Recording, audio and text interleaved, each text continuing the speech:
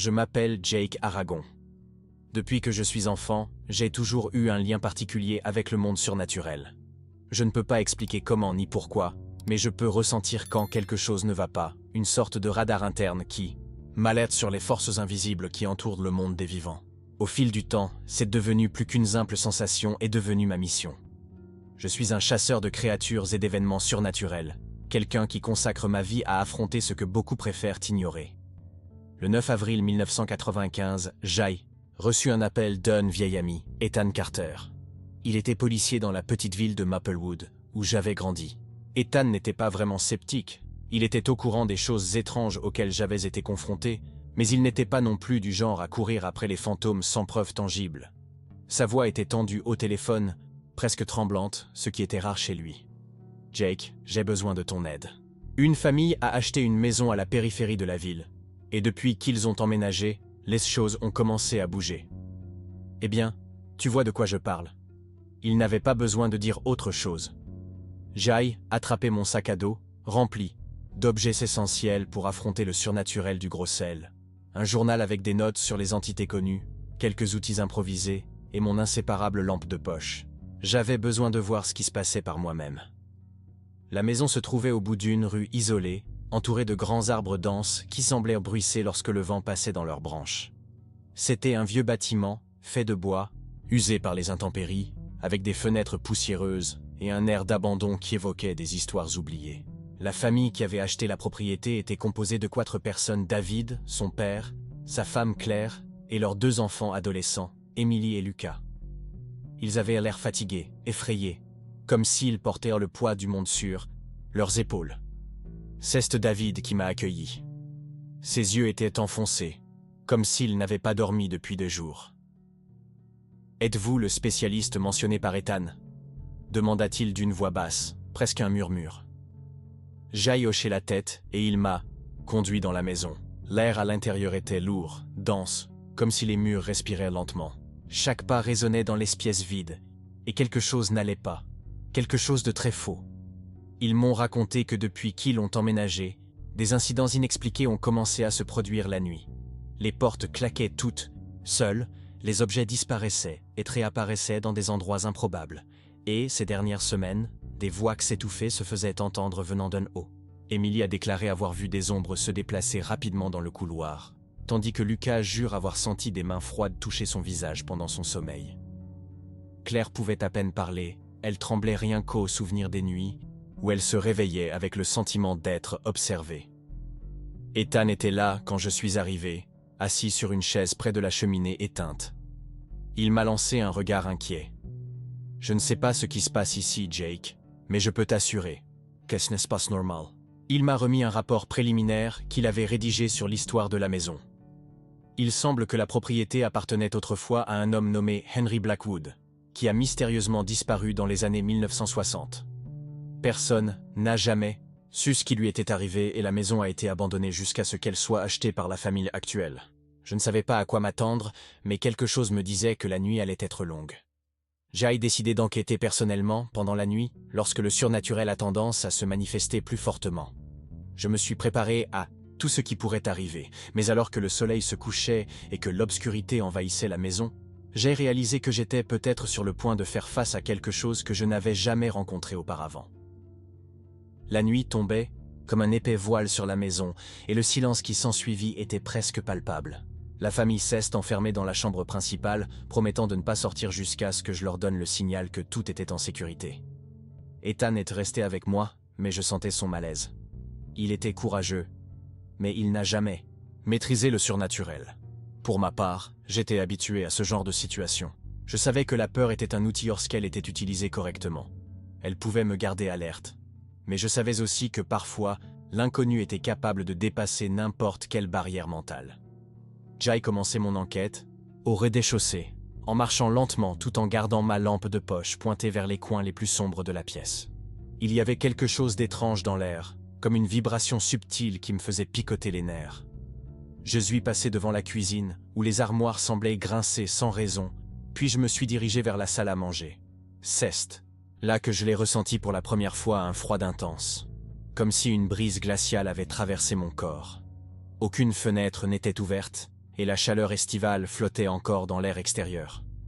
Ce n'était pas normal. Je m'accroupis, à côté d'un tapis ancien au centre de la salle à manger. Il y avait quelque chose qui n'allait pas chez lui. Quelque chose qui a attiré mon attention d'une manière presque magnétique. J'ai touché le tissu usé et j'ai réalisé qu'il recouvrait quelque chose. Un coffre? Une porte? Le matériel semblait avoir été placé là récemment, mais avec négligence, comme si quelqu'un essayait de cacher quelque chose à la hâte. J'ai décidé de me concentrer sur cela plus tard, car je devais d'abord comprendre le schéma des activités paranormales. Je montais les escaliers lentement, chaque marche craquant de manière assourdissante dans le silence absolu de la maison. Le couloir du deuxième étage était long et faiblement éclairé, avec des portes fermées qui semblaient me regarder comme des yeux vides. Mon instinct m'a conduit vers la pièce au fond du couloir. C'était la plus grande pièce de l'étage et quelque chose à l'intérieur semblait vibrer d'énergie négative. Quand je suis entré, j'ai été accueilli par une rafale de vent inexplicable, même avec les fenêtres bien fermées. C'est à ce moment-là que je l'ai entendu. Un murmure. Faible au début, comme des feuilles sèches se frôlant les unes les autres. Mais en me concentrant, j'ai réalisé qu'il y avait là des mots, fragmentés et déformés, résonnant dans mon esprit comme un écho d'un autre monde. Quitte. Cet endroit. Mon. Les mots étaient répétitifs, mais ils portaient une charge émotionnelle qui me laissait tendu. Quelle que soit cette présence, elle était furieuse. Et sa haine semblait gagner en force à mesure que je restais là. Ethan apparut à la porte de la chambre, hésitant. Il n'a rien dit, mais je pouvais sentir son inconfort. Je lui ai fait signe de rester là où il était pendant que j'explorais le reste de la pièce. Dans le coin droit, à côté de la fenêtre, il y avait un petit hôtel de fortune, des bougies fondues, des os d'animaux et des marques écrites avec ce qui ressemblait à du sang séché. Il était évident que quelqu'un avait invoqué quelque chose là-bas, peut-être sans pleinement se rendre compte des conséquences. Cela expliquait une partie du problème. Quelqu'un avait manipulé des forces dépassant leur entendement, et maintenant ils étaient piégés dans cette maison. Soudain, le sol commença à trembler. De petits objets ont commencé à voler autour de moi, comme si une tempête invisible faisait rage à l'intérieur de la pièce. Couvertures, livres, chaises, tout tournait dans l'air dans un chaos contrôlé. Ethan a crié quelque chose depuis le couloir, mais ces mots ont été avalés par le bruit assourdissant qui a rempli la pièce. C'est alors que j'ai vu la silhouette. Une ombre dense, presque solide, émergeait du mur opposé. Il n'avait pas de forme définie, mais on pouvait distinguer des traits humanoïdes, des bras longs, des doigts pointus comme des griffes, et des yeux qui brillaient comme des braises ardentes. L'entité flottait vers moi, dégageant une énergie maléfique si intense que j'ai senti mes poumons se geler. Je savais que je n'avais pas le temps de m'échapper.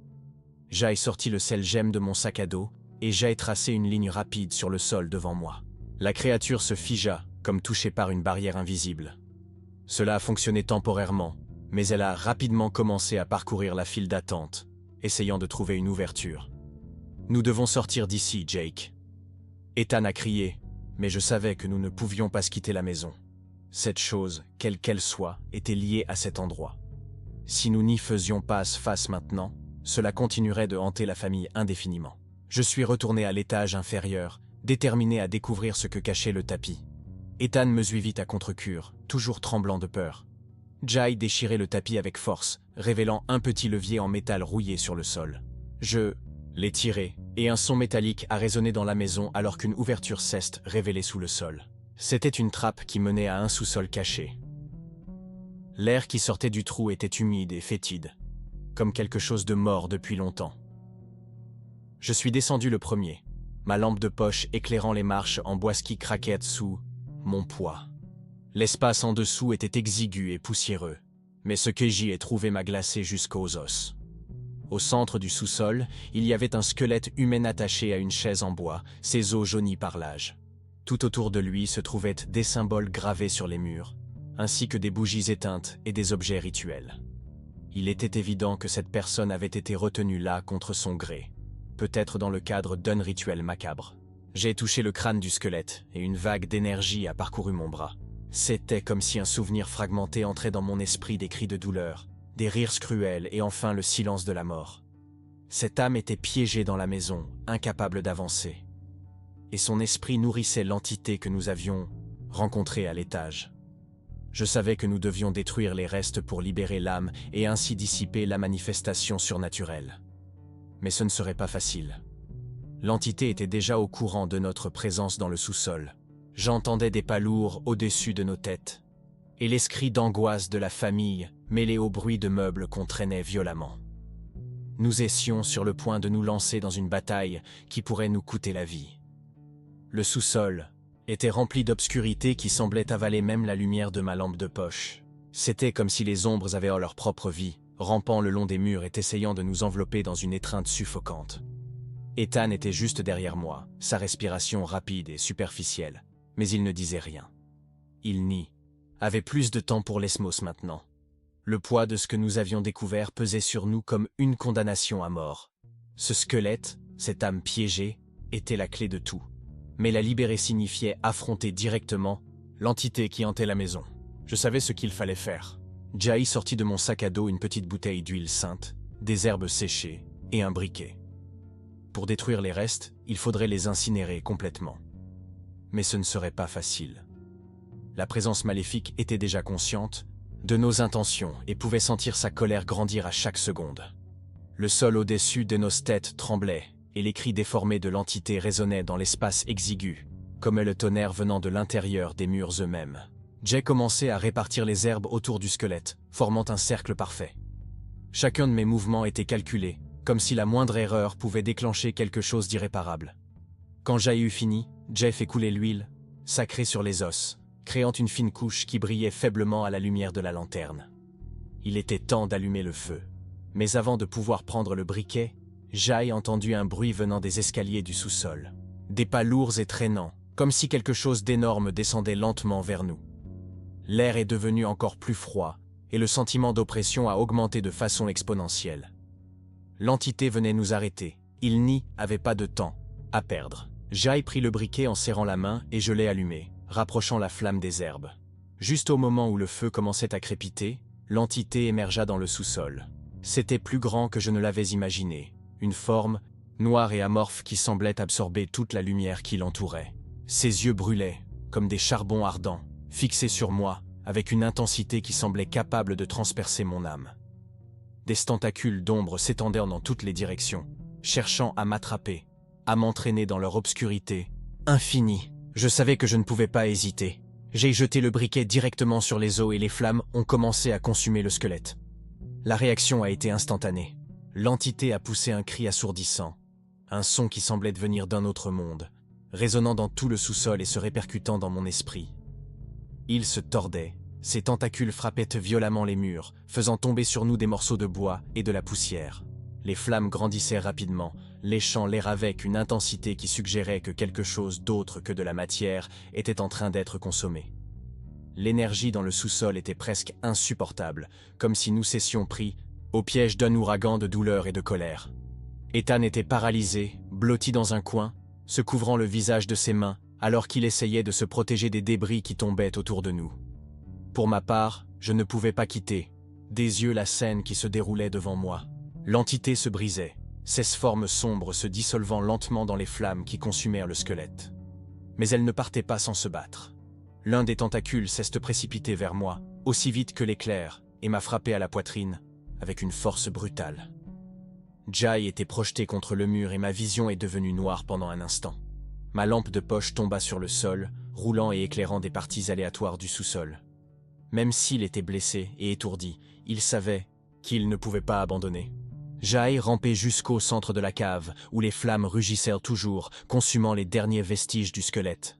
L'entité était maintenant presque complètement détruite, sa forme se désintégrant en éclats d'ombre qui s'évaporaient dans l'air. Mais elle lança un dernier coup désespéré, tendant un tentacule vers le feu, comme pour tenter de l'éteindre. Avec le peu de force qu'il me restait, j'ai ramassé la bouteille vide d'huile sainte et je l'ai jetée directement dans les flammes, les alimentant davantage. C'est à ce moment-là que c'est arrivé. Un éclair aveuglant remplit le sous-sol, si brillant qu'ai-je dû me couvrir les yeux. Le cri final de l'entité résonna dans tout l'espace, un son angoissant qui semblait provenir de 1000 voix différentes. Et puis, silence, total et absolu. Lorsque j'ai rouvert les yeux, le sous-sol était plongé dans un calme surréaliste. Les flammes s'étaient éteintes, ne laissant que des cendres là où se trouvait le squelette. L'entité avait disparu, et la pression oppressive qui pesait sur nous avait également disparu. L'air était léger, presque frais, comme si le poids même de la maison avait été soulagé. Ethan se releva lentement, toujours tremblant mais visiblement soulagé.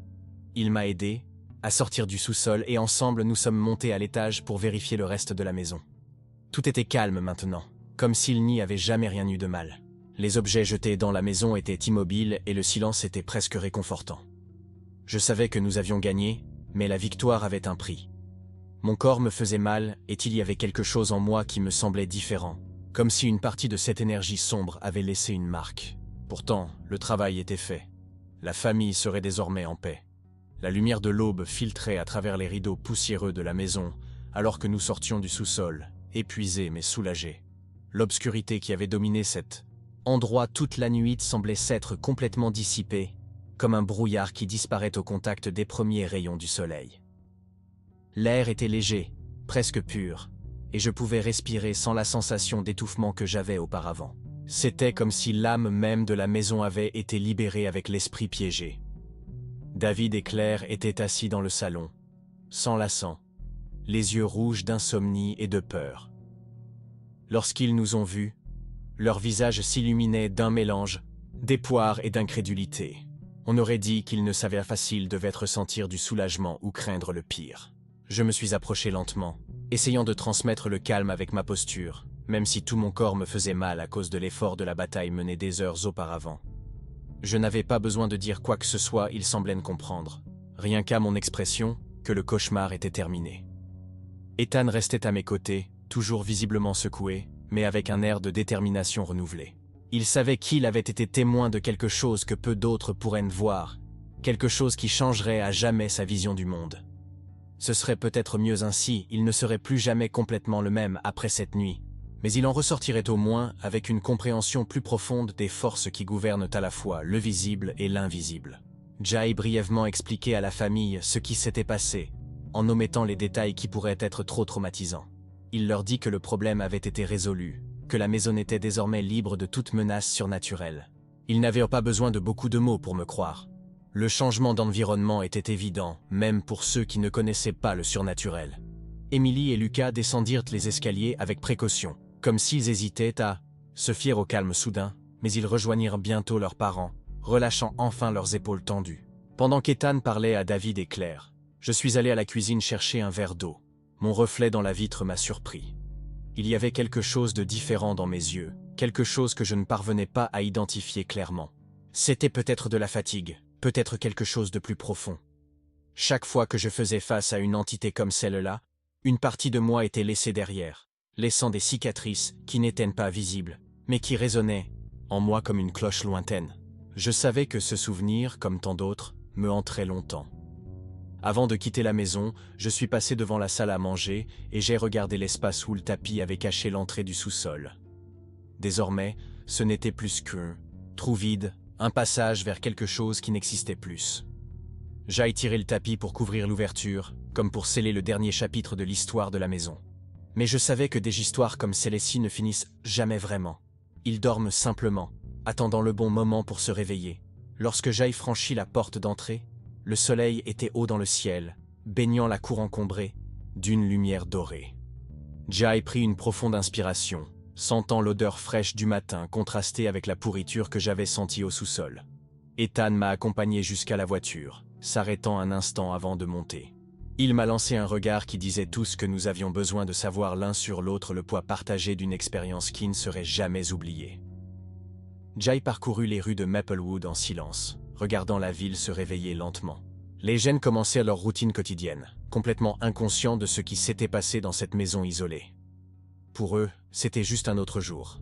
Mais pour moi, c'était un rappel constant qu'il existe des couches cachées dans le monde, des secrets enfouis sous nos pieds et des histoires oubliées qui réclament justice. Je suis arrivé peu après chez moi, un petit chalet à la périphérie de la ville qui m'a servi à la fois de refuge et de base pour mes investigations. Jai retirait le sac à dos de mes épaules, Etley posé sur la table, examinant les objets restants. La bouteille d'huile sainte était vide, les sherbets séchés, réduites en cendres. Jai tout rangeait avec soin, sachant que ces outils seraient à nouveau nécessaires à un moment donné. C'était le cycle de ma vie, affronter l'inconnu, résoudre l'impossible et avancer, portant les marques de chaque bataille. Je me suis assis à la table de la cuisine, j'ai ramassé un vieux cahier et j'ai commencé à écrire. J'ai noté chaque détail de cette nuit, depuis le premier appel d'Ethan jusqu'au moment où les flammes ont consumé le squelette et dissipé l'entité. Il était important de documenter chaque cas, non seulement pour ma propre mémoire, mais aussi pour m'assurer que les autres comprennent les signes et les schémas qui précèdent des événements comme celui-ci. Je savais que même si cette famille était désormais en paix, d'autres foyers, d'autres familles étaient probablement confrontés à leurs propres cauchemars, et je serais là quand ils appelleraient, mais pour l'instant, je me suis accordé un moment de repos. J'ai posé ma tête sur la chaise et fermé les yeux, laissant le bruit du vent doux et lointain remplir le silence autour de moi. Je savais que le sommeil ne viendrait pas facilement, que les images de cette nuit danseraient dans mon esprit pendant des jours, voire des semaines. Mais cela fait partie du prix que j'ai payé pour choisir cette voie. Au loin, j'entendais le ululement d'une chouette, un écho subtil qui semblait venir d'une autre époque. Je me suis souri intérieurement, reconnaissant ce son comme un rappel que même dans les profondeurs de l'obscurité, il y aurait toujours une lumière pour guider le chemin. J'étais Jake Aragon, chasseur de créatures surnaturelles, et ce n'était qu'une autre page écrite de mon histoire sans fin.